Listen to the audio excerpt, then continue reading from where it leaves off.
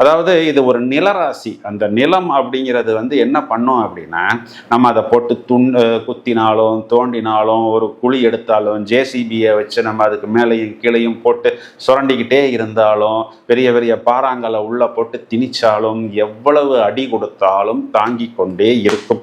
இந்த ஒரு அட்வான்டேஜை எடுத்துக்கொண்டு இந்த ரிஷபராசி பெண்களை எந்த அளவுக்கு எக்ஸ்ப்ளாய்டேஷன் டு த கோர் செய்ய முடியுமோ செய்கிறார்கள்.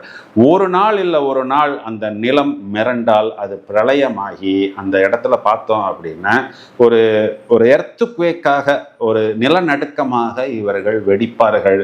அந்த மாதிரி இவர்கள் வெடிக்கும் பொழுது ஒரு பெண் எப்படி காளியாக மாறுகிறாள் அப்படிங்கிறத நம்ம அங்கதான் பார்க்க முடியும். ஒரு மிகப்பெரிய பிரளயம் அந்த இடத்தில் ஏற்படும்.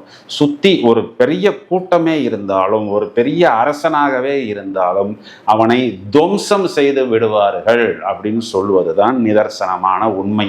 இவர்களுடைய 9ஆம் இடம் அப்படின்னு நம்ம பார்த்தோம் அப்படின்னா, இந்த 9ஆம் இடம்ங்கிறது இவர்களுக்கு இளைய கலத்திரத்தை கொடுக்கக்கூடியது. அந்த 9ஆம் வீட்டில் கலத்திராதிபதி செவ்வாய் சனியோடைய வீட்டில். அப்போ நிறைய பெண்கள் ரிஷபராசியில திருமண வாழ்க்கையில ஒரு ஏமாற்றம் அடைந்த பிறகு இவர்கள் வேலை செய்யக்கூடிய இடத்தில் இவர்களுக்கு அந்த செகண்ட் ப்ரொபோசல் அப்படிங்கிறது வருகிறது.